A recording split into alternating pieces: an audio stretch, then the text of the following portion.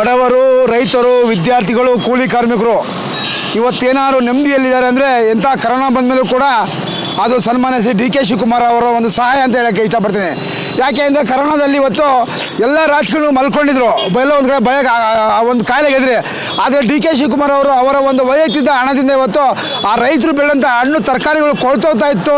ಅಂಥ ಸಂದರ್ಭದಲ್ಲಿ ಅವರು ಹಣವನ್ನು ಕೊಟ್ಟು ಆ ರೈತರ ಕೊಂಡುಕೊಂಡು ಏನು ಮನೆ ಒಳಗೆ ಇದರಿಂದ ಬರದೇ ಇರೋಂಥ ಜನರಿಗೆ ಅವ್ರ ಮನೆ ಬಾಗಿಲಿಗೆ ಹಣ್ಣು ಹಂಪಲು ತರಕಾರಿಗಳನ್ನು ತಲುಪಿಸೋದ ಕೆಲಸ ಮಾಡಿರೋದು ಅದು ಡಿ ಕೆ ಶಿವಕುಮಾರ್ ಅವರು.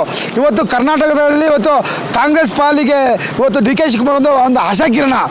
ಹಾಗಾಗಿ ಇವತ್ತು ಅವರು 64ನೇ ವರ್ಷದ ಒಂದು ಹುಟ್ಟುಹಬ್ಬದ ಅಂಗವಾಗಿ ಇವತ್ತು ಶಿವಮೊಗ್ಗದಲ್ಲಿ Shivamogga D K Shivakumar brigade ಮತ್ತು INTUC ಮಹಿಳಾ ಘಟಕ ಇವತ್ತು ನಾವೆಲ್ಲ ಸೇರಿ ವಿಜೃಂಭಣೆಯಿಂದ ಇವತ್ತು ಶಿವಮೊಗ್ಗದಲ್ಲಿ ಇವತ್ತು ಹಣ್ಣು ಸ್ವೀಟ್ ಹಂಚೋದ್ರ ಮೂಲಕ, ಪಟಾಕಿ ಹೊಡೆಯೋದ್ರ ಮೂಲಕ ಡಿ ಕೆ ಶಿವಕುಮಾರ್ ಇದಕ್ಕೆ ಒಂದು ಹಾಲಿನ ಅಭಿಷೇಕ ಮಾಡಿದ್ದೀವಿ. ಯಾಕೆಂದರೆ ಭಗವಂತ ಎಲ್ಲಿ ಬಡವರು ಕಷ್ಟಪಡ್ತಾರೋ ಆ ರೀತಿ ಭಗವಂತನಿಗೆ ನಾವೆಲ್ಲರೂ ಮಾಡ್ತೀವಿ. ಅದೇ ರೀತಿ ಭಗವಂತನ ಒಂದು ಪ್ರತಿರೂಪ ಇವತ್ತು ಡಿ ಕೆ ಶಿವಕುಮಾರ್ ಅವರು.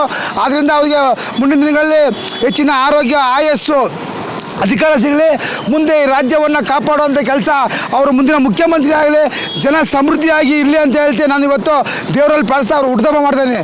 ಯಾಕೆ ಅಂದರೆ ಪ್ರತಿ ವರ್ಷ ಬರಗಾಲ ಬಂದಾಗ ಅವರು ಇಲ್ಲೇ ಒಂದು ಶೃಂಗದೇವ ಅಂತೇಳಿ ಶೃಂಗೇರಿ ತಗ ಅಲ್ಲಿ ಒಂದು ಪೂಜೆ ಮಾಡಿಸಿ ಮಳೆಗೆ ಪ್ರಾರ್ಥನೆ ಮಾಡಿ ಮಳೆ ಸುರಿಸುವಂಥ ಕೆಲಸ ಇವತ್ತು ಸನ್ಮಾನ್ಯ ಶ್ರೀ ಡಿ ಕೆ ಶಿವಕುಮಾರ್ ದೇವರಲ್ಲಿ ಮೊರೆ ಹೊರ್ತಾಯಿದ್ರು.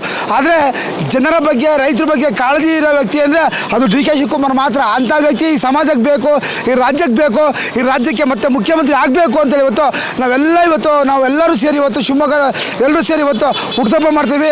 ಅವರಿಗೆ ಮತ್ತು ಅವ್ರ ಕುಟುಂಬಕ್ಕೆ ಒಳ್ಳೆಯದಾಗಲಿ ಅಂತೇಳಿ ಮತ್ತೆ ಡಿ ಕೆ ಶಿವಕುಮಾರ್ ಹುಟ್ಟುಹಬ್ಬಕ್ಕೆ ಶುಭಾಶಯ ಕೊಡ್ತಾ ಇದ್ದೀವಿ ಇವತ್ತು.